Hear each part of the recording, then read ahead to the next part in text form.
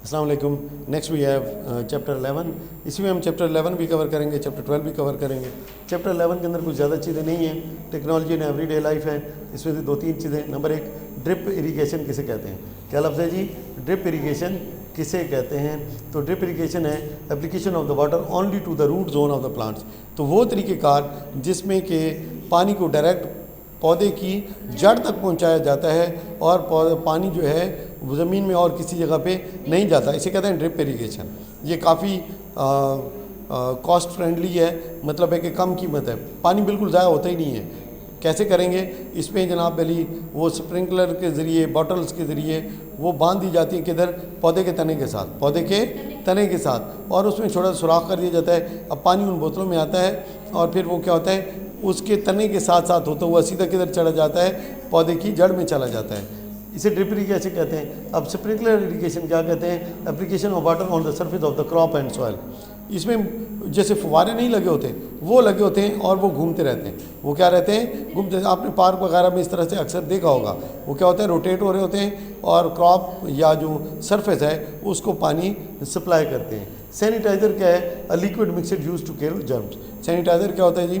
ये एक मिक्सचर बनाया जाता है जिसके ज़रिए जर्म्स को ख़त्म किया जाता है। यूजुअली मतलब है कि वो हैंड सैनिटाइज़र तो आपने काफ़ी सुना होगा, ठीक है ना, हाथ धोने के लिए जो होते हैं। उसके बाद है stethoscope, a medical device used for listening heart beat and counting pulse rate of human body. डॉक्टरों के पास होता है, डॉक्टरों के पास होता है। अक्सर डॉक्टर इससे लैस होते हैं, ठीक है।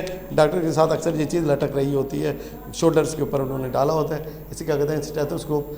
ये था जी चैप्टर नंबर 11। इसमें और कोई ऐसी चीज़ नहीं है जिसके ऊपर डिस्कस किया जाए। या अचार बनाने के तरीके, जैम बनाने के तरीके, पेपर में इनकी जगह कम ही बनती है, ठीक है। जूस बनाने के तरीके, सिंपल स्टेथोस्कोप कैसे बनाना है, हैंड सैनिटाइज़र कैसे बनाना है, घर पे जाके बना लीजिएगा, यहाँ पे इनकी गुंजाइश नहीं है, ठीक है।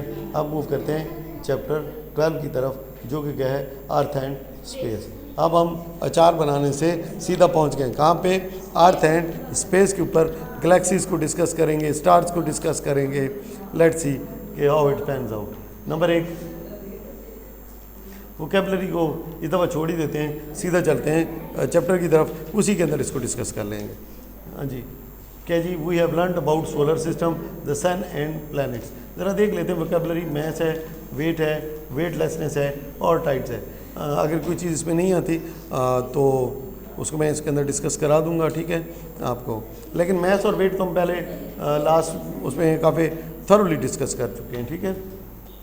अच्छा जी, we have learned about solar system, the sun and planets, and that the earth begins part of the solar system is the third planet from the sun. सूरज से ज़मीन कौन से नंबर के ऊपर है? तीसरे नंबर के ऊपर है। The surface of the earth is made of water. जो ज़मीन का सर्फेस है वाटर, एयर और सॉलिड ग्राउंड से बना हुआ है। तो ज़मीन किस चीज़ की कंपोजिशन है बेटा? Water, air and solid ground. It's atmospheric consist of nitrogen, oxygen, carbon dioxide and other gases. जो एटमॉस्फेयर है, जो ऊपर हमारे एयर है, उसके अंदर क्या क्या चीज़ें शामिल हैं बेटा? सबसे ज़्यादा नाइट्रोजन है, फिर ऑक्सीजन है, कार्बन डाइऑक्साइड है और फिर दूसरी गैसेज है। मैस ऑफ द अर्थ, ज़मीन का जो टोटल मैस है, जो मतलब ज़मीन जितने मैटर से बनी है, वो कितना है? 6.0 मल्टीप्लाई बाई 10 की पावर 24 kg। आप अंदाज़ा लगा लें कि ज़मीन कितनी वज़नी है। ज़मीन का वज़न कितना है? 6.0 मल्टीप्लाई बाई 10 की पावर 24। क्लियर होगी बात? अच्छा जी, स्पीड ऑफ लाइट कितनी है? ये शायद पीछे 300,000 kilometre per second. Speed of light, 3 lakh kilometre per second. अच्छा जी, उसके बाद है the earth is the only planet where life exists. अच्छा, तो क्या जी? अर्थ वो प्लेनेट है जहाँ पे ज़िंदगी मौजूद है, बाकी कहीं भी ज़िंदगी मौजूद नहीं है। उसके बाद है, इसमें हम कुछ चीज़ें पढ़ेंगे। लेट्स सी, सबसे पहले क्या है? ग्रेविटेशनल फोर्स है। तो क्या जी? Every object in this universe attracts every object toward its centre. कि हर चीज़ दूसरी चीज़ को अपनी तरफ खींचती है। आप पर हम बैठे हैं तो आप मुझे खींच रहे हैं, मैं आपको खींच रहा हूँ, लेकिन हमारा मैच कम है, हमारा मैच कम है। इस वजह से हमारी जो अट्रैक्शन है, हम एक दूसरे को फील नहीं होती। हर चीज़ एक दूसरे को अपनी तरफ खींचती है। बात क्लियर होगी? भूलेगी तो नहीं, ठीक है। अब जो the force of attraction between objects is called gravitational force. जो दो ऑब्जेक्ट्स के बीच में जो फोर्स है जो एक दूसरे को अट्रैक्ट कर रही है उसे क्या कहते हैं, कौन सी फोर्स, ग्रेविटेशनल फोर्स। अब मास जितना बड़ा होगा, मास जितना बड़ा होगा उतनी ही ये फोर्स ऑफ अट्रैक्शन क्या होगी, ज़्यादा होगी, और मास जितना कम होगा ये फोर्स ऑफ अट्रैक्शन क्या होगी, उतनी ही कम होगी। इसका प्रॉपर फार्मूला है, लेकिन ये एक आपकी क्लासों के वाले से उसकी डिस्कशन नहीं है तो उसका हम पार्ट नहीं बनाएंगे। The effect of the gravitational force between two small masses is too small to be felt. अगर दो ऑब्जेक्ट्स छोटे हैं तो उनके बीच में जो फोर्स ऑफ अट्रैक्शन है वो इतनी कम होती है कि आप उसको फील ही नहीं कर सकते। However, the effect of gravitational forces exerted by massive objects such as sun and earth are easily observable। लेकिन जैसे सन हो गया और मैं अर्थ हो गया, इनका मैस बहुत बड़ा है तो इनका जो इफेक्ट है बड़े आराम से महसूस किया जा सकता है। Planets are revolving around the sun and moon revolves around the earth due to the gravitational force। जो सन के इर्द गिर्द जो प्लैनेट्स रिवॉल्व करते हैं, या जैसे ज़मीन के इर्द गिर्द जो मून रिवॉल्व करता है, या जो सैटेलाइट्स रिवॉल्व करती हैं, वो किसकी वजह से है, ग्रेविटेशनल फोर्स की वजह से है।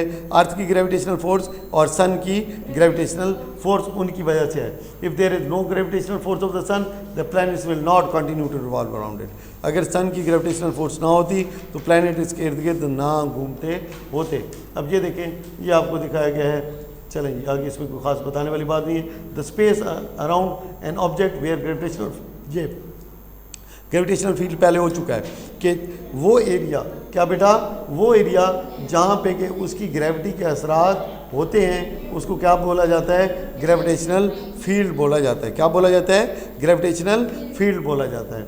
अच्छा जी, आपने बताया भी है ग्रेविटेशनल फील्ड स्ट्रेंथ क्या है हमारे पास, ठीक है, 10 न्यूटन पर केजी। अर्थ की क्या है, 10 न्यूटन पर केजी, या एक्सेलरेशन ड्यू टू ग्रेविटी क्या है, 9.8 मीटर पर सेकेंड स्क्वायर। द अर्थ की gravity, the gravitational force of gravity of our earth pulls the objects which are within its gravitational field towards its centre. तो जो भी चीज़ gravitational field के अंदर मौजूद है, ज़मीन उसको अपने सेंटर की तरफ क्या करती है, पुल करती है। क्या करती है, पुल करती है, खींचती है। Thus due to the earth's gravity the things drop from the some height fall to the ground. तो इसलिए ग्रेविटेशनल फील्ड के अंदर जो भी चीज़ ऊपर से नीचे गिरेगी वो किधर आएगी, सीधा ज़मीन के ऊपर आएगी। अच्छा जी, the earth takes 1 year to move once around the sun and moon takes 29 days to move around the earth. ये इंपॉर्टेंट इन्फॉर्मेशन है कि ज़मीन कितने दिन में चक्कर लगाती है, 365, और अगर एग्जैक्ट नंबर देखना हो तो 365.25 है। क्या है, 365 होल 1/4, 365/25। और मून का कितना टाइम है, 29 डेज। मून का कितना टाइम है बेटा, 29 days. Let's take a battery operated by car. इसके अंदर क्या है, take a battery operated toy car, tie a string around it, tie the other end of the string to a nail fixed on the floor, switch on the car and observe its motion। अच्छा जी, what will happen to the toy car when the fixed end of the string is made free? Observe its motion by making it free। ये देखें, जब string लगा हुआ है तो लाजिम बात है उसी दायरे में घूमेगी, उसी दायरे में घूमेगी, और जब आप उसको खोल देते हैं तो क्या होगी, बाहर निकल जाएगी। कितने निकल जाएगी, बाहर निकल जाएगी। नेक्स्ट क्या है, मैस एंड वेट। इसके इससे कोई खास और कोई लेना देना नहीं है, ठीक है, कि चीज़ें जब है अगर ये बीच में फोर्स ऑफ अट्रैक्शन ना हो तो फिर उस दायरे में नहीं घूमेंगी बल्कि नहीं रिवॉल्व करेंगी और सीधी आगे को निकल जाएगी। नेक्स्ट है मैस एंड वेट। तो हमने ये पहले बहुत अच्छे तरीके से डिस्कस किया हुआ है। जो हर चीज़ जो बनी है वो किस चीज़ से बनी हुई है बेटा, मैटर से बनी हुई है। और मैस क्या है जी, क्वांटिटी ऑफ मैटर होता है। किसी भी चीज़ के अंदर क्वांटिटी ऑफ मैटर को क्या बोलते हैं, मैस बोलते हैं। Mass is the measure of the amount of the matter in an object. Its value does not depend on its location. इसकी जो वैल्यू है उसका ताल्लुक उसकी लोकेशन के साथ नहीं है। चांद पे ले जाएं, आसमान पे ले जाएं, सूरज पे ले जाएं, ज़मीन में ले जाएं, दरिया में ले जाएं, पहाड़ पे ले जाएं, जहाँ भी ले जाएं, मैस चेंज नहीं होगा। आप एग्जाम्पल, आप चेयर ले जाएं, मून पे ले जाएं तो चेयर को क्या होगा, वही रहेगी, ठीक है, उसका मैस उतना ही रहेगा। लेकिन वेट क्या है, the gravitational force acting on an object is called its weight. तो वेट क्या चीज़ है, जो ग्रेविटेशनल फोर्स किसी चीज़ पे एक्ट करती है, जिस कुव्वत के साथ एक्ट करती है, उसे क्या बोला जाता है बेटा, वेट कहलाते हैं। वेट का फार्मूला क्या है, W = mg। इसका मतलब है कि जितना मैस बढ़ेगा उतना ही उसका वेट ज़्यादा होगा, उतना ही उसके ऊपर ज़मीन का ग्रेविटेशनल इफेक्ट क्या होगा, ज़्यादा होगा। The value of weight can be change with location of the object. अब ये चीज़ है कि क्योंकि जिसका ताल्लुक जी के साथ भी है, तो अगर जी जो है अब लोकेशन के साथ चेंज हो जाती है। जी क्या होता है, जैसे मून के ऊपर जी की वैल्यू क्या है 1.6 है, क्या है 1.6 है। तो अब जी की वैल्यू चेंज हो गई तो लाजमी बात है जो वेट है वो भी क्या हो जाएगा बेटा, चेंज हो जाएगा, क्योंकि वेट का फार्मूला है W is equal to mg। It is dependent on mass and acceleration due to gravity and gravity, ठीक है, या ग्रेविटेशनल फोर्स के ऊपर डिपेंड करता है। तो इनमें से जो भी चीज़ चेंज करेंगे तो दूसरी चीज़ क्या हो जाएगी, ऑटोमेटिकली चेंज हो जाएगी। You got it, okay. Mass, अच्छा जी, उसके बाद है जी ऑन मून, अच्छा जी, mass and weight are measured in different units. Mass के यूनिट डिफरेंट है, वेट का यूनिट डिफरेंट है। मैस के यूनिट केजी है, वेट का यूनिट क्या है, न्यूटन है। जो वेट है किसी भी ऑब्जेक्ट का दो चीज़ों पे डिपेंड करता है, मैं वैसे बता चुका हूँ आपको वर्बल, मैस के ऊपर और किसके ऊपर, एक्सेलरेशन ड्यू टू ग्रेविटी के ऊपर। The stronger the gravity the greater the acceleration due to gravity. If acceleration due to gravity is constant then weight increases with increase in mass. If mass is constant then weight increases with the increase in gravity. देखिए अगर एक फ़र्ज़ करें gravity constant है, gravity क्या है, constant है, मैं ग्रेविटी सेम है, अब मैं अर्थ की बात करता हूँ तो ग्रेविटी सेम ही होगी, ग्रेविटी क्या होगी, सेम होगी। इसका मतलब है जिसका मैस ज़्यादा होगा उसके ऊपर ग्रेविटेशनल फोर्स ज़्यादा लगेगी, जिसका मैस कम होगा उस पर ग्रेविटेशनल फोर्स कम लगेगी। क्योंकि फार्मूला हमारे पास क्या है बेटा, W is equal to mg। W is equal to mg। m और g आपस में क्या कर रहे हैं, मल्टीप्लाई कर रहे हैं। इसका मतलब है m जू बढ़ाते जाएंगे, ये भी क्या होगा, वैल्यू क्या हो इसकी बढ़ती जाएगी। m को हम जू क्या करेंगे, कम करेंगे, इसकी वैल्यू क्या हो जाएगी, कम हो जाएगी। ग्रेविटी अब आप चेंज कर लें, क्या कर लें, ग्रेविटी चेंज कर लें। ग्रेविटी ज़्यादा होगी तो W की वेट क्या है, ज़्यादा हो जाएगा। ग्रेविटी कम होगी तो W की वैल्यू भी क्या हो जाएगी, कम हो जाएगी। आपने ये चीज़ समझ ली है, नहीं समझ ली है, ठीक है। उसके बाद ये सारी चीज़ें वही हैं जो आपको बताई गई हैं। Thus at the position where the same force of gravity acts on two objects the object with bigger mass has greater weight. ये बात समझ लगी कि नहीं लगी। अब मैस और वेट की कुछ चीज़ें लिखी हुई हैं। द क्वांटिटी ऑफ मैटर को मैस कहते हैं। मैस हर जगह सेम ही होता है और ये ज़ीरो नहीं हो सकता, किसी भी चीज़ का मैस ज़ीरो नहीं हो सकता। लेकिन अब वेट क्या है, the gravitational force acting on an object is called its weight. उसके बाद क्या है जी, वेट जो है ये कांस्टेंट नहीं है, जहाँ डिफरेंट जगह के ऊपर इसकी जो होती है वैल्यू डिफरेंट होती है। वेट ज़ीरो हो सकता है। अब कैसे, देखिए वेट का फार्मूला हमने क्या पढ़ा, मैटर तो क्वांटिटी ऑफ मैटर है ना, किसी चीज़ में मैटर ही नहीं है तो वो चीज़ एग्जिस्ट ही नहीं करेगी। जैसे कागज़ है ना, अब कागज़ का भी वेट तो है, कागज़ का वेट भी तो है, वेट है ना उसका। हाँ ना, आप कागज़ को रखें ना स्केल के ऊपर, आपको नज़र आएगा जो डिजिटल स्केल है उसके ऊपर इसका बाकायदा वज़न आपको नज़र आएगा कि यार ये कितना वज़न है। अब ये जो कागज़ मेरे पास पड़ा हुआ है प्रिंटर के ऊपर, ये कितना है बेटा, ये 70 मिलीग्राम है। कितना है, 70। मोटा क्या है, इसके पीसेस कर दो ना तो वेट कम हो जाएगा, ठीक है। लेकिन अगर किसी चीज़ का मैस ही नहीं है तो वो एग्जिस्ट ही नहीं करेगी, क्योंकि मैस है क्वांटिटी ऑफ मैटर। अगर उसके अंदर मैटर मौजूद है तो मैस भी मौजूद होगा, ठीक होगी बात। लेकिन ये हो सकता है आपको स्केल ज़रा ज़्यादा सेंसिटिव चाहिए होगा, स्केल क्या चाहिए होगा, ज़्यादा सेंसिटिव चाहिए होगा उसको मेजर करने के लिए। लेकिन वेट जीरो हो सकता है, वेट जीरो हो सकता है। कैसे, किधर गया जी, ये हमारे पास W is equal to formula क्या है, mg। अगर मैं किसी चीज़ की ग्रेविटी ज़ीरो कर दूँ, ग्रेविटी क्या है, ज़मीन से ऊपर ले जाओ स्पेस में, वहाँ पे कौन सी ग्रेविटी होगी इसके ऊपर, मून पे भी छोड़ दो ना, आप स्पेस में ले जाओ, नहीं स्पेस में ले जाओ ना, जहाँ पे कोई भी चीज़ उसको अपनी तरफ नहीं खींच रही है। अब क्या होगा, अगर g ज़ीरो हो गया तो देखें किसी भी चीज़ को अगर हम मल्टीप्लाई कर दें किसके साथ, ज़ीरो के साथ, तो दूसरी चीज़ भी क्या हो जाती है, ज़ीरो। तो W क्या हो जाएगी, हो गई कि नहीं हो गई, ठीक है। कि अब ये दोनों चीज़ों पे डिपेंडेंट है, मैस तो ज़ीरो हो ही नहीं सकता, तो उसको तो हमने ज़ीरो नहीं किया। लेकिन ग्रेविटी बात जगह ऐसी है जहाँ पे कि आपको अर्थ की ग्रेविटी नहीं मिलेगी, तो इसे क्या कहेंगे, वेटलेसनेस। इसे क्या कहेंगे, वेटलेसनेस। जहाँ पे कि ग्रेविटी एक्ट नहीं करेगी तो वो चीज़ क्या हो जाएगी, वेटलेस हो जाएगी। बात समझ लगी कि नहीं हो गई। The weight of an object of mass 1 kg on earth surface is about 10 Newton. तो ये हम 10 न्यूटन पर केजी पढ़ चुके हैं। पर केजी का मतलब होता है पर 1 kg। 1 kg किसके के बराबर है, 10 न्यूटन के बराबर है। वेटलेसनेस ओके जी। Next weightlessness, the weight of an object is due to the gravitational force acting on it which may vary from place to place. An astronaut when leaves the earth for traveling in space gets changes in its weight. As he goes far from the earth, its weight decreases. If he lands on the moon surface, his weight will be less due to the smaller gravity of the moon as compared to that of earth. Gravity of the moon is 6 times less than that of earth. तो ये इसके ऊपर MCQs भी हो सकता है। एक बंदे का वेट है 60, कितना है 60 न्यूटन। मून के ऊपर कितना होगा, सीधा 6 से डिवाइड करें, सीधा क्या करें 6 से डिवाइड करें, जो आपका आंसर क्या आएगा 10 न्यूटन। क्या आ जाएगा 10 न्यूटन। कितना आएगा 10 न्यूटन। बात समझ लगी कि नहीं लगी? 6 से डिवाइड कर देंगे, लेकिन we are talking about weight not mass, not mass. Mass will remain same. अगर एक 50 kg के इधर है, उधर भी कितना होगा 50 kg। तराजू साथ ले जाना, बेशक तोल लेना, ठीक होगी बात। अच्छा जी, आगे क्या है? अच्छा जी, ओके।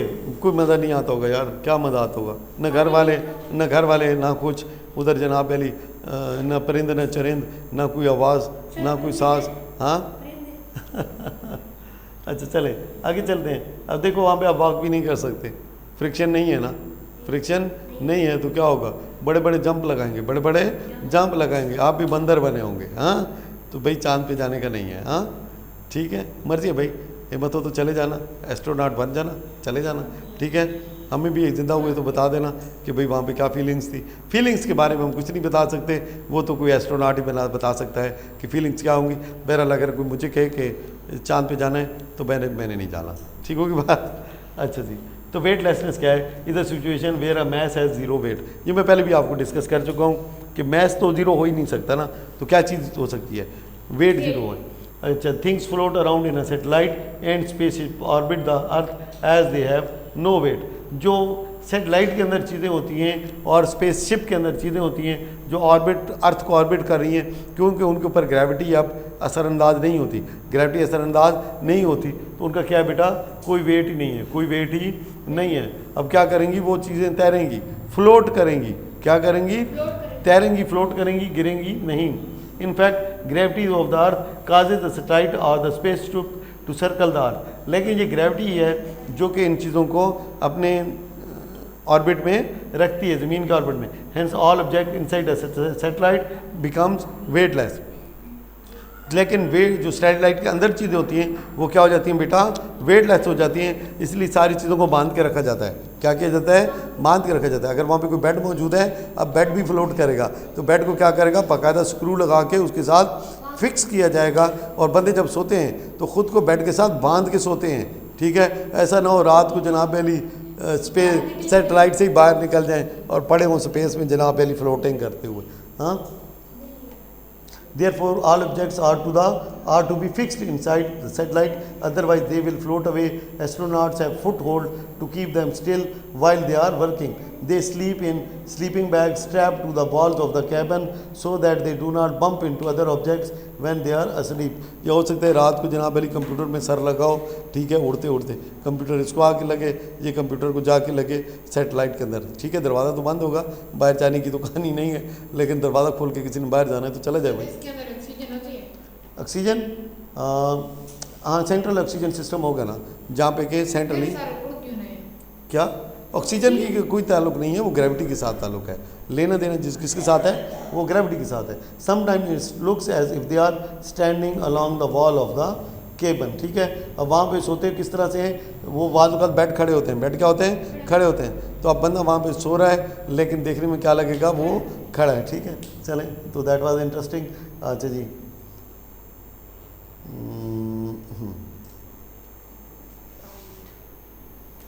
अच्छा जी, टाइड्स। नेक्स्ट क्या है जी, टाइड्स।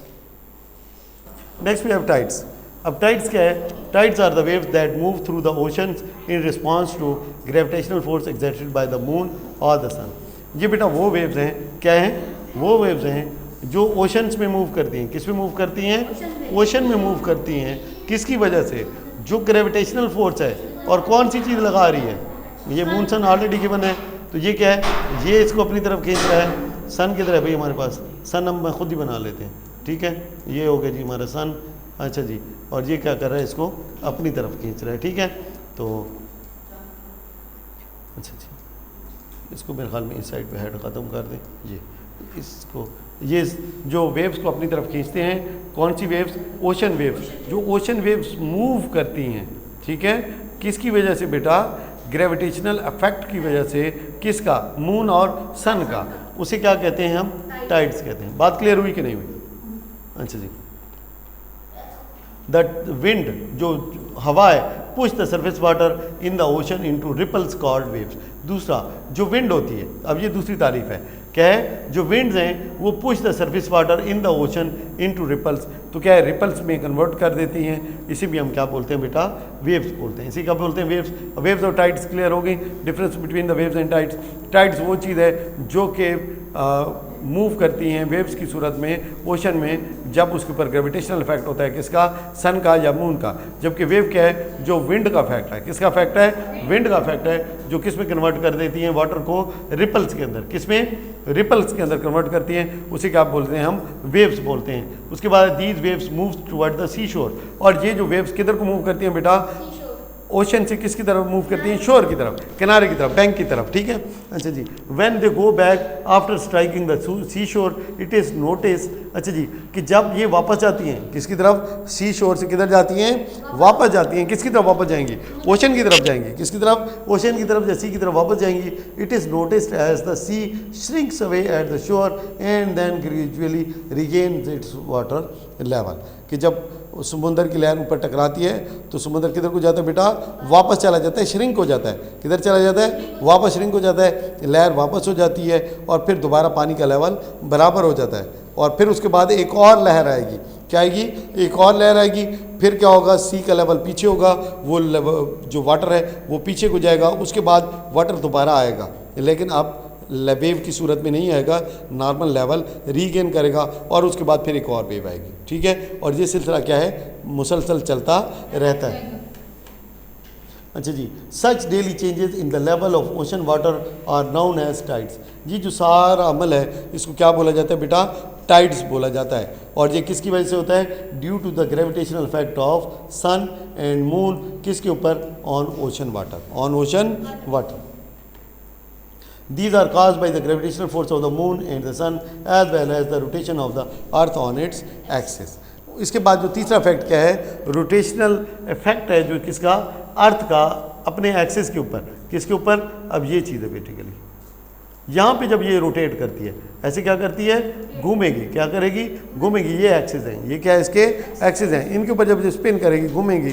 अब उसकी वजह ये है, ज़मीन बिल्कुल गोल नहीं है, ज़मीन बिल्कुल गोल नहीं है, एलिप्टिकल सा है, क्या है, एलिप्टिकल है, तो एक साइड पे झुकी हुई है, एक साइड पे क्या है, झुकी हुई है। तो जब ये ज़मीन क्या होगी बेटा, सूरज के नज़दीक होती है, क्या होती है, सूरज के नज़दीक होती है, उसका इफेक्ट और होता है, दूर होती है तो उसका इफेक्ट और होता है। नेक्स्ट, मूवमेंट के ऊपर भी असर है, किसके ऊपर, जो रोटेट करती है, क्या करती है, ये तो स्पिनिंग मूवमेंट हो गई। नेक्स्ट है, रोटेशन के ऊपर भी असर है। लेट्स सी, देखते हैं आगे रोटेशन के ऊपर क्या बात होती है, ठीक है जी। The moon is closer to the earth than the sun, जो सूरज है वो ज़मीन से दूर है, और मून जो है वो ज़मीन के क्या है, करीब है। It pulls the ocean water, कौन सी चीज़ पुल करती है जी, अच्छा जी, मोर स्ट्रांगली, मून नज़दीक है, मून क्या है, बहुत नज़दीक है, तो इसलिए ये क्या है बेटा, ये ज़्यादा स्ट्रांगली उसको पुल करता है वाटर को at high tides, at high tides, जब हाई टाइड्स होती हैं, ऊंची लहरें बनती हैं, कब, the water level rises up the shore, तो सैल के ऊपर जो पानी का लेवल होता है बढ़ जाता है।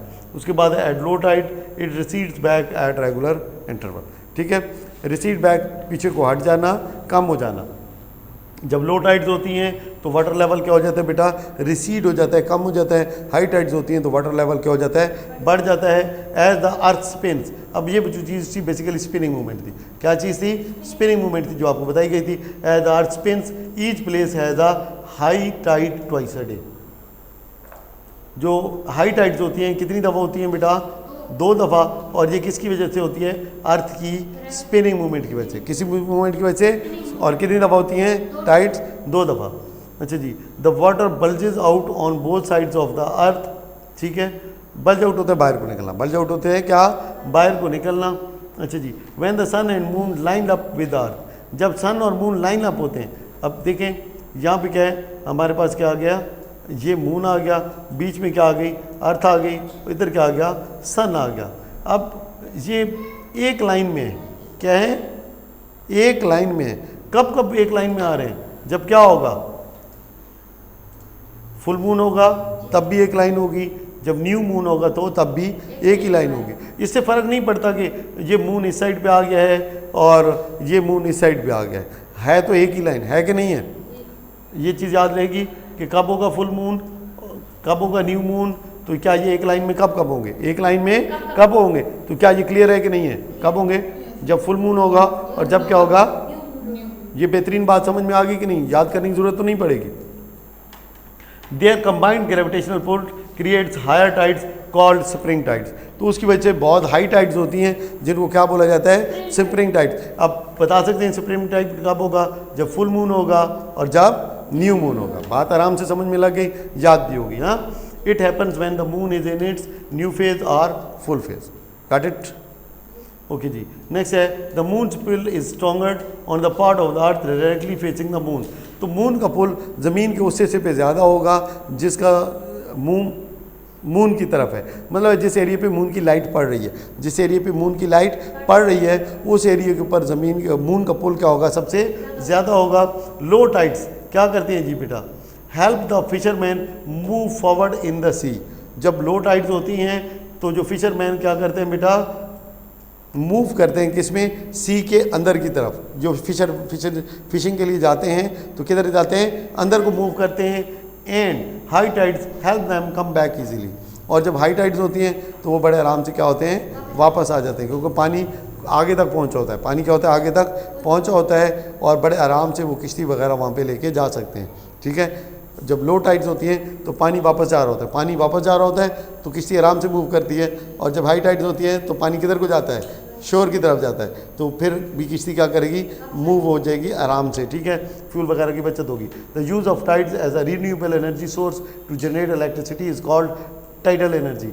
जब हम टाइड्स की मदद से बिजली पैदा करते हैं उस बिजली को क्या कहते हैं, टाइडल एनर्जी। क्या करते हैं, tidal energy. The moon creates tides also in our atmosphere. Moon की वजह से एटमॉस्फेयर में भी टाइड्स पैदा होती हैं। ठीक है, they are called lunar winds. इन्हें क्या कहते हैं, लूनर विंड्स कहते हैं। जो टाइड्स देखें वाटर के अंदर है उन्हें तो टाइड्स कहते हैं, लेकिन जो एटमॉस्फेयर के अंदर टाइड्स पैदा होती हैं उन्हें क्या बोला जाता है, लूनर विंड्स बोला जाता है। लूनर विंड्स क्या करती हैं, move eastward in the morning and westward in the evening. जिस साइड को सूरज निकलता है ये उधर ही मूव करती हैं, सूरज की तरफ मूव करती हैं। तो सूरज सुबह किस साइड पे होगा, तो ये किधर को मूव करेंगी, मशरिक को। और शाम को किधर होगा, तो किधर मूव करेंगी, वेस्ट को। बात समझ लगी कि नहीं लगी। मॉर्निंग में ईस्ट की तरफ और आफ्टर इवनिंग में वेस्ट की तरफ। तो lunar winds move towards the where the sun is. ठीक है, बात क्लियर हो गई कि नहीं होगी। नेक्स्ट हमारे पास है annual revolution of the earth around the sun. Annual revolution of the earth around the sun, जो सालाना रेवोल्यूशन है जो ज़मीन की सूरज के इर्द गिर्द है, उसका क्या इम्पैक्ट है। देखिए, we have different season in different parts of the world in a year. जैसे अभी हमारे पास क्या है, गर्मी का मौसम चल रहा है, ऑस्ट्रेलिया में क्या होगी, सर्दी होगी। क्या होगी, सर्दी होगी। तो ये बेसिकली जोन्स की वजह से है। किसकी वजह से है, जोन्स की वजह से है। ज़मीन मुख्तलिफ जोन्स में डिवाइड है। ये चीज़ समझ लगी कि different season in different parts of a world in a year. The season on the earth are due to its revolution around the sun and that it tilts on one side. तो जो season होते हैं वो किसकी वजह से होते हैं, दो चीज़ों की वजह से होते हैं। नंबर एक, ज़मीन की रेवोल्यूशन की वजह से, और दूसरा क्योंकि ये एक साइड पे झुकी हुई है। एक साइड पे क्या है, टिल्टेड है, एक साइड पे क्या है, झुकी हुई है। The earth moves around the sun. Earth ज़मीन के सूरज के इर्द गिर्द मूव करती है। Such movement of the earth is called its revolution around the sun. जो ये ज़मीन की मूवमेंट है सूरज के इर्द गिर्द, इसे क्या बोला जाता है बेटा, रेवोल्यूशन, अर्थ की रेवोल्यूशन। द पाथ, जो रास्ता है, the earth takes to revolve around the sun is called its orbit. जिस रास्ते पे ये चलती है उसे ऑर्बिट कहते हैं। लेट्स सी, अब इस पिक्चर को देखते हैं, ये बात खैर पूरी कर लेते हैं। The earth completes one revolution around the sun in 365 days. ज़मीन जो मूव करती है वो एक रेवोल्यूशन कितने दिन में मुकम्मल कर लेती है बेटा, 365 डेज़ के अंदर मुकम्मल कर लेती है। ये सन है। एंड वेयर इज़ अर्थ, ये अर्थ का ट्रैक है। ये अर्थ का क्या है बेटा, रास्ता है। ये जो रास्ता है जिस पे ये ज़मीन के मुख्तलिफ वो दिखाए गए हैं टाइम, साल के मुख्तलिफ वक्त दिखाया गया है। और ये क्या है, ये वो ट्रैक है, ये क्या है, ये वो बेटा क्या है, ट्रैक है जिसके के ऊपर ज़मीन चलती है। हमेशा यही रास्ता होता है, हमेशा यही रास्ता होगा जिसके ऊपर ज़मीन पूरा दिन नहीं घूमती, ठीक है, हर वक्त घूमती है, हर वक्त इसी ट्रैक के ऊपर मूव करती रहेगी सूरज के इर्द गिर्द। और अगर यहाँ से हम इस पॉइंट से शुरू करें तो टोटल जो चक्कर है इसका कितने दिन में लगेगा बेटा, ये जो पूरा चक्कर है 365 होल 1/4 डेज में कंप्लीट होगा। ये बात क्लियर हो गई कि नहीं होगी? अच्छा जी, अगर मून का हम यही ले लें तो मून लेता है कितने दिन, 29 डेज। तो अब पहले क्या आ जाएगा आपके पास, स्प्रिंग हो जाएगा, स्प्रिंग के बाद क्या आ गया, समर आ गया, ऑटम आ गया, विंटर आ गया। अब देखते हैं जनाब अली कि हमारे पास ये जो स्प्रिंग है ये कब आता है, ये आता है 21 मार्च को, ठीक है, मतलब है कि तकरीबन मार्च का मौसम होता है हमारे पास। क्या होता है, मार्च का मौसम होता है, फरवरी का एंड होता है। लेकिन जो इक्वल डेज एंड नाइट हैं, यहाँ से डिस्टेंस सन का बराबर है, क्या है, ज़मीन से, मतलब है कि इक्वल डिस्टेंस के ऊपर है। ये जो चक्कर है ये गोल नहीं है, ये जो चक्कर है ये गोल नहीं है, किसी मकाम के ऊपर ये सूरज से दूर चली जाती है, हाँ जी, किसी मकाम के ऊपर ये सूरज से दूर चली जाती है और किसी मकाम पर सूरज के करीब आ जाती है। जब करीब आ जाती है, ठीक है, तो फिर क्या होता है, दिन फिर बहुत लंबे होते हैं और रातें क्या होती हैं, छोटी होती हैं। और जब ये सूरज से दूर होती है, जब सूरज से दूर होती है तो रातें लंबी हो जाती हैं, दिन छोटे हो जाते हैं और सर्दी बढ़ जाती है, और सर्दी बढ़ जाती है। तो ये 2 दिन हैं जिन दिनों में दिन और रात बराबर होती है, दिन और रात बराबर होती है। ये कौन सा दिन है, एक 21 मार्च का दिन है और दूसरा कौन सा दिन है बेटा, 23 सितंबर का दिन है। अब जो हमारा जोन है, जो हमारा जोन है उसमें 22 जून को सबसे लंबा दिन है। इसका एक दूसरा मतलब भी है, 22 जून को सबसे छोटी रात होगी। दिन लंबा है तो रात क्या होगी, छोटी होगी। अब दूसरी साइड पे क्या है, 22 दिसंबर है, क्या है, 22 दिसंबर है। 22 दिसंबर को सबसे लंबी रात होगी और सबसे छोटा दिन होगा। तो डेज कौन कौन से हमारे पास, 21 मार्च, 23 सितंबर, 21 मार्च और 23 सितंबर। इसमें दिन और रात क्या होते हैं, इक्वल होते हैं। जबकि 22 जून को क्या होता है, सबसे बड़ा दिन होता है और 22 दिसंबर को क्या होती है, सबसे छोटी रात होती है। इसमें ये बात है, पाकिस्तान कौन से जोन में है, नॉर्थ में है, नॉर्थ हेमिस्फीयर में है। कौन से हेमिस्फीयर में है, नॉर्थ में है। और देखें, एक नॉर्थ है और दूसरा साउथ है, एक नॉर्थ है और दूसरा क्या है, साउथ है।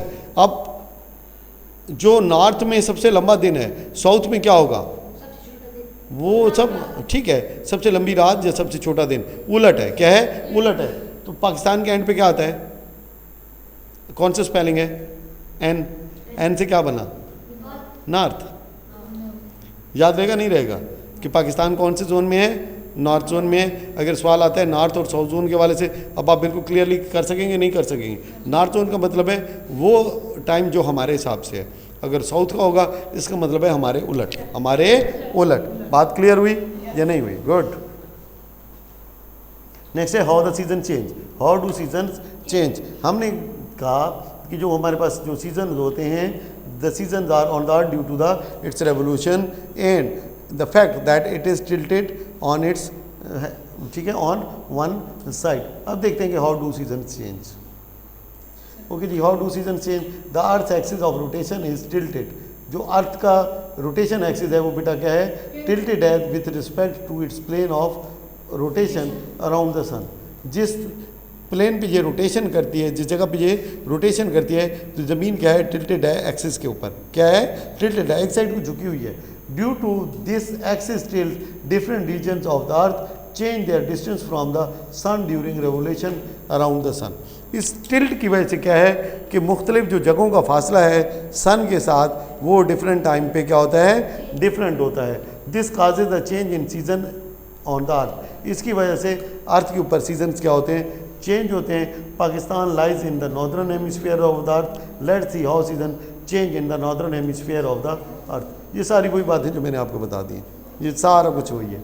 पढ़ लेते हैं सिर्फ। ऑन 22 जून तो क्या आता है जी, क्लोज टू द सन है and is hot as compare to the northern hemisphere अच्छा जी, उसके बाद if there is summer season in northern hemisphere, तो विंटर सीजन क्या होगा सॉदर्न हेमिस्फीयर में in the months of June and July. मैंने आपको बता दिया, अगर जून जुलाई में नॉर्दर्न हेमिस्फीयर में क्या है समर है, तो सॉदर्न में क्या होगा विंटर होगा। बात क्लियर होगी कि नहीं होगी। नेक्स्ट क्या है ऑन 22 दिसंबर, ये वो सेम ही है, ठीक है। यहाँ पे क्या है नॉर्दर्न हेमिस्फीयर में विंटर है, तो वहाँ पे क्या होगा बेटा समर होगा। अच्छा जी, उसके बाद if there is winter season in northern hemisphere, अच्छा जी, and summer season in its southern hemisphere, बात क्लियर हो गई, ठीक है। दिसंबर और जनवरी में क्या होगा नॉर्दर्न हेमिस्फीयर में विंटर होगा, तो सॉदर्न में क्या होगा समर होगा। क्लियर होगी बात। 21 मार्च और 23 सितंबर, तो कोई भी हेमिस्फीयर टिल्टेड नहीं होता, कोई भी हेमिस्फीयर टिल्टेड नहीं होता, इसलिए दोनों साइडों पे डे और नाइट्स क्या होती हैं इक्वल होती हैं, और सीजन्स क्या होता है मॉडरेट होता है। क्या होता है मॉडरेट होता है। एक साइड पे स्प्रिंग है तो दूसरी साइड पे क्या होगा ऑटम होगा, अगर एक साइड पे ऑटम है तो दूसरी साइड पे क्या होगा स्प्रिंग होगा। आगे जी, in the polar regions of the earth the sun never sets in mid summer, ठीक है। गर्मियों के महीनों में पोलर रीजन में सन कभी सेट नहीं होता, ठीक है। और फिर विंटर में उल्टा होगा, विंटर में क्या होगा उल्टा होगा, निकलेगा नहीं, ठीक है। It is known as midnight sun, इसे क्या बोला जाता है मिड नाइट सन। अब ये एक क्वेश्चन है कि मिड नाइट सन किसे कहते हैं। पोलर रीजन्स में समर के महीने में कभी भी सूरज गुरूब नहीं होता, इसलिए इसे कहा जाता है मिड नाइट सन।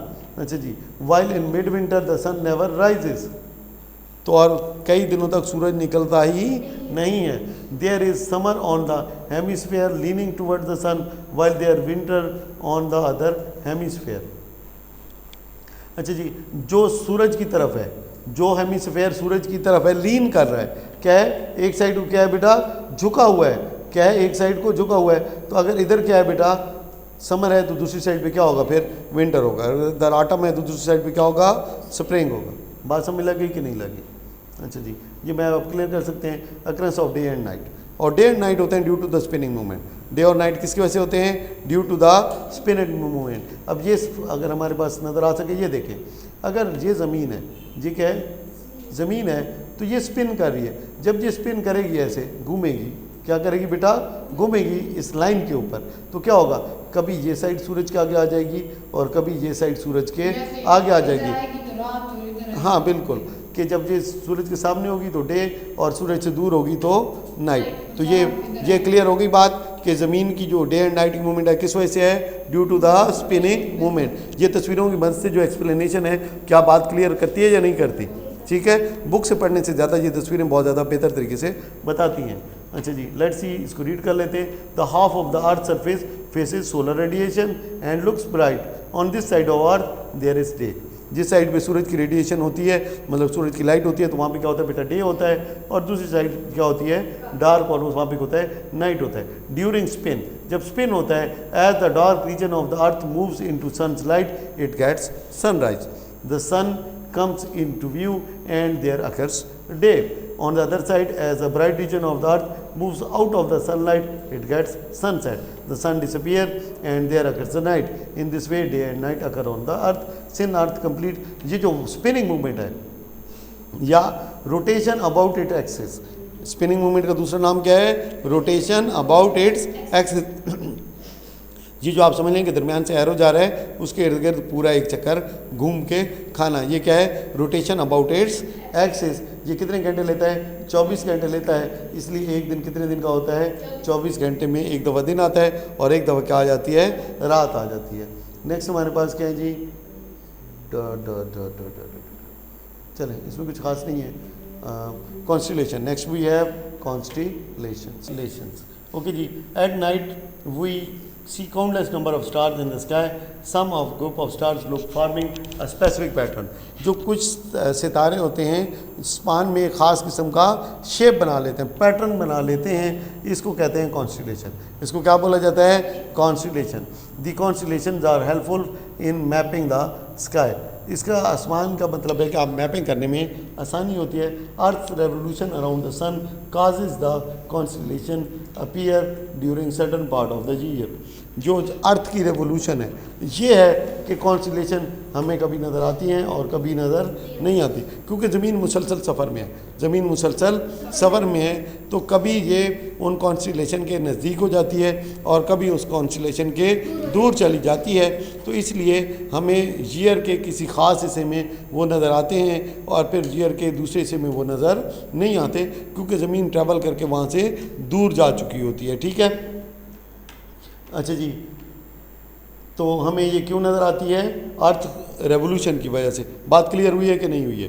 अच्छा जी, उसके बाद है it is easy to recognise a star by constellation. किसी भी स्टार को उसकी कॉन्स्टलेशन से पहचानना क्या होता है? आसान होता है, क्योंकि स्पेसिफिक पैटर्न होता है। तो Ursa Major, Great Bear, Leo and Orion are some famous constellation. नाम याद रख रहे हैं। क्या है? उर्सा मेजर, क्या है? Ursa Major, Great Bear, Leo and Orion. क्या है जी? Ursa Major, Great Bear, Leo and Orion. तो Ursa Major or Big Dipper. Ursa Major का दूसरा नाम क्या है बेटा? Big Dipper. Ursa Major or Big Dipper constellation consist of 7 stars. तो ये सारी चीज़ें इंपॉर्टेंट हैं, क्या रख रहे हैं। इसके अंदर कितने स्टार होते हैं? उर्सा मेजर या बिग डिपर के अंदर 7 तारे हैं। 4 तारे जो हैं वो बाउल की तरह नज़र आते हैं और 3 तारे उसका हैंडल बनाते हैं। तो ये क्या है? एक पेन की तरह है, जिसके ऊपर जो मतलब पेन वो जो कि बर्तन आप यूज़ करते हैं। जो 4 स्टार्स हैं, 4 स्टार्स क्या बनाते हैं? उसका बाउल। जबकि 1 स्टार क्या बनाता है? उसका 3 स्टार क्या बना देते हैं? उसका handle. A bright star on the end of the bowl points to the pole star. ठीक है, तो जो एंड के ऊपर जो ब्राइट स्टार है वो क्या बनाता है बेटा? किसकी तरफ पॉइंट स्टार करता है? पोल। और ये कहाँ पे है? बाउल के एंड के ऊपर, बाउल की एक साइड के ऊपर। आप bright star on the end of bowl, bowl के एंड के ऊपर एक ब्राइट स्टार है, जिसका पॉइंट किसकी तरफ होता है? जो किसकी तरफ इशारा करता है? पोल स्टार की तरफ। It is an area of the sky which can be use for reference purpose for the whole sky. इससे आप पूरे स्काई का क्या करते हैं बेटा? इसको रेफरेंस पॉइंट लेते हैं। उर्सा मेजर में जो पोल स्टार है, उर्सा मेजर के अंदर क्या है? जो पोल स्टार है उसको क्या किया जाता है बेटा? एज अ रेफरेंस पॉइंट लिया जाता है पूरे आसमान के लिए। कितने तारे हैं इसके अंदर? 7। 4 क्या बनाते हैं? 3 क्या बनाते हैं? हैंडल। और एंड ऑफ द जो बाउल है वो स्टार क्या होता है? ब्राइट स्टार होता है, उसे क्या कहते हैं? Pole star. ठीक होगी बात? Next we have Leo. Leo is another famous constellation which is seen on the sky from March to May. तो ठीक है, 2 महीने के लिए नज़र आती है, 3 महीने, मार्च, अप्रैल, मई। ठीक है, लियो। नेक्स्ट क्या है? लियो। उसके बाद क्या है? ओरियन। अच्छा जी, तो इसके ऊपर कोई बात उन्होंने लिखी नहीं है, लेकिन आप यहाँ से उसको देख सकते हैं। The pattern of great bear, यहाँ से आपने इसको अब देखना है। उर्सा मेजर, ये जनाब अली वो ट्राली टाइप है या बाउल टाइप है, और ये क्या है? उसका हैंडल है। ये क्या है? हैंडल है। और यहाँ पे ये क्या है? पोल स्टार है। अब लियो का भी आपने काउंट करना है, कितने तारे हैं टोटल? 3 3 6 और 3 9। तो ये आपको याद होने चाहिए। अब ये आप समझ लें उर्सा मेजर के उलट है। ये ट्राली उल्टी पड़ी है, ट्राली क्या पड़ी है? उल्टी हुई पड़ी है। और ये क्या है? टोटल कितने हैं इसके अंदर? बस आपने स्टार याद करने, जिसमें वो एरो है। एरो वाला कितने का है इसके अंदर? 1 2 3 4 5 6 7 8 9 10 11 12 13 14 15 है, जिसके अंदर के लगता है कि कोई बंदा एरो शूट कर रहा है, एरो शूट कर रहा है। वो क्या है बेटा? ओरियन है। और इसके अंदर कितने हैं? 15 स्टार हैं। जो ग्रेट बियर है, जो क्या है? ग्रेट बियर है। मुझे तो छिपकली की तरह लगता है। ठीक है, 3 4 5। हाँ, हिरन की तरह। अच्छा चलो, मैं इसको इधर से देख रहा हूँ, तुम इसको शायद उधर से देख रहे हो, पर चले। 3 4 5 6 7 8 9 10 11 12 13 14 15 16 17 और 18 है। इसके अंदर कितने हैं जी? 18 है। एक सेकेंड करते हैं। अच्छा, स्टार्स याद रखने हैं। उर्सा मेजर के अंदर कितने हैं बेटा? 7 स्टार हैं। उसके बाद लियो के अंदर कितने हैं? 9 हैं। तो 7 9 15 और 18, 7 9 15 और 18 सीधा 3 का टेबल है। 7 को छोड़ दें तो बाकी कितने हैं बेटा? 3 का क्या है? टेबल है। 3 का क्या है? टेबल है। 9 15 और 18। क्लियर होगी बात? अब इसमें इंपॉर्टेंट कौन सा है? ओरियन है। क्या है? ओरियन है। इसमें यह है कि शूटिंग एरो वाला कौन सा है? तो जवाब क्या है? ओरियन है। ज़रा ख्याल करना है इसका। लास्ट 2 टॉपिक हमारे पास रह गए हैं। नंबर क्या है जी, where stars are born.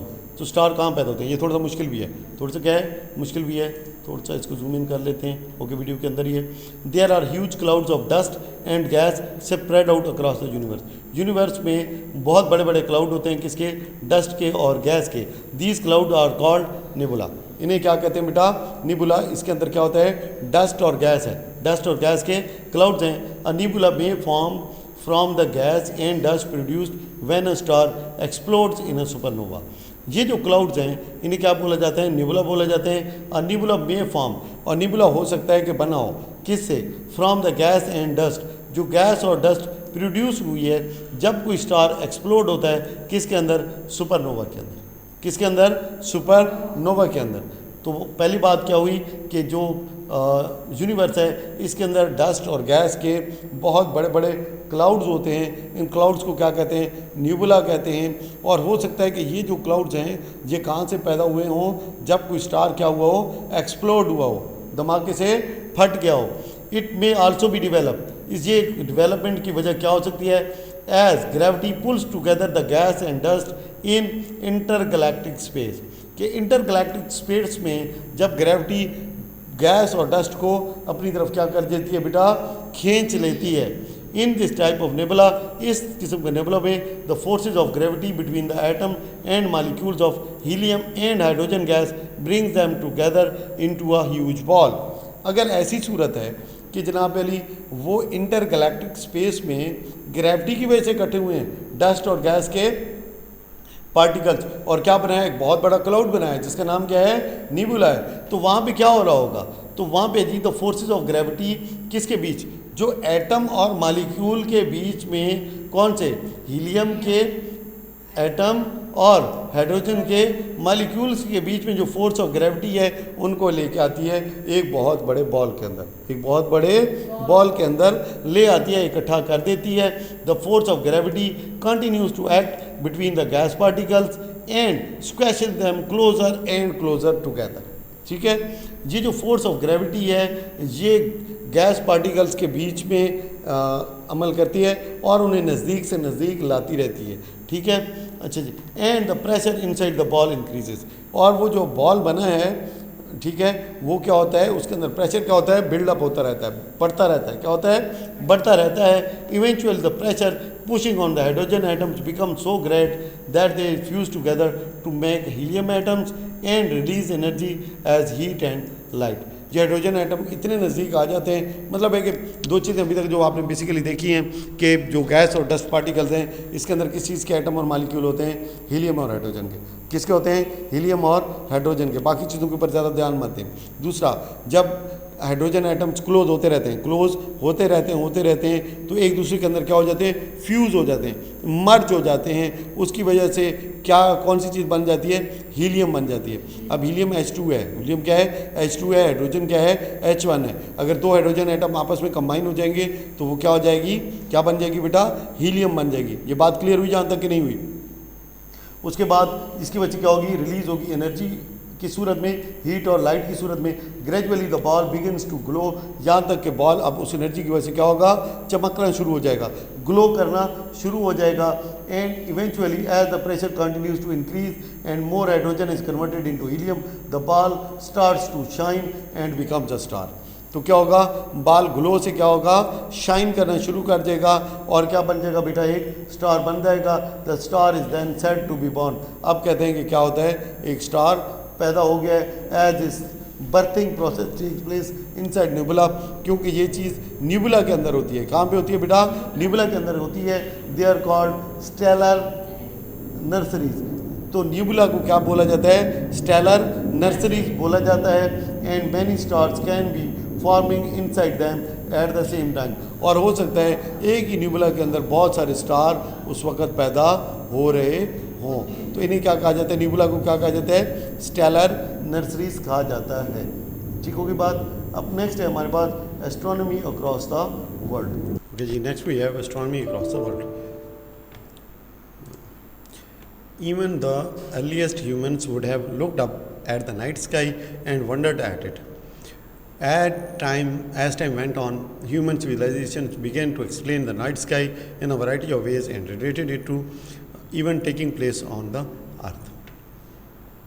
Today we are still fascinated by the night sky, and scientists study it to find out more about it and our place in the universe. This in turn helps us try to understand to existence, and for many this means trying to conserve the conditions on earth which sustain life by maintaining ecosystem and trying to control climate change.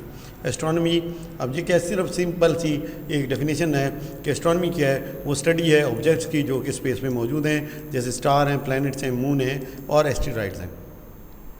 इसके साथ ये इस fact की भी study है जो कि space में होते हैं, जैसे स्टार्स कैसे बनते हैं, गैलेक्सीज की मूवमेंट और वो प्लैनेट्स की फॉर्मेशन कैसे होती है। जो साइंसदान एस्ट्रोनॉमी को स्टडी करते हैं उन्हें एस्ट्रोनॉमर कहते हैं, and many of them work in the observatories, और जो लेबॉर्ट्री जिसके अंदर एस्ट्रोनॉमर काम करते हैं उसे क्या कहते हैं जी, ऑब्जर्वेटरी कहते हैं। ये डाटा कलेक्ट करते हैं बहुत बड़ी बड़ी टेलीस्कोप्स की मदद से, जिनके अंदर लाइट या रेडियो वेव्स यूज़ की जाती हैं to look into the space. There are major observations all around the world. Some of the biggest can be found in the USA, the Canary Islands at Chile and Chile. Most observatories are built away from the cities. ज़्यादातर जो observatories हैं वो city से दूर बनाई जाती हैं जहाँ पे स्काई जो है वो प्लूटेड ना हो और एक क्लियर व्यू स्पेस का हासिल किया जा सके। There are 88 constellations covering the whole sky. जो पूरी स्काई के ऊपर जो कॉन्स्टलेशंस हैं टोटल कितनी हैं, 88 हैं। In old days they were use to set direction for navigation in the sea. समुंदर में नेविगेट करने के लिए इन कॉन्स्टलेशंस को यूज़ किया जाता था। ये जनाब अली हमारी बुक का आखिरी चैप्टर था जो कि कंप्लीट हुआ है। इस तरह से जो साइंस की बुक है पंजाब टेक्स्ट बुक बोर्ड की वो जहाँ पे ख़त्म होती है। अब नेक्स्ट टॉपिक जो हमारा 13 है KPK की बुक से रिलेटेड है वो इंशाल्लाह हम शुरू करेंगे। ठीक है, थैंक यू वेरी मच जी, अल्लाह हाफ़िज़।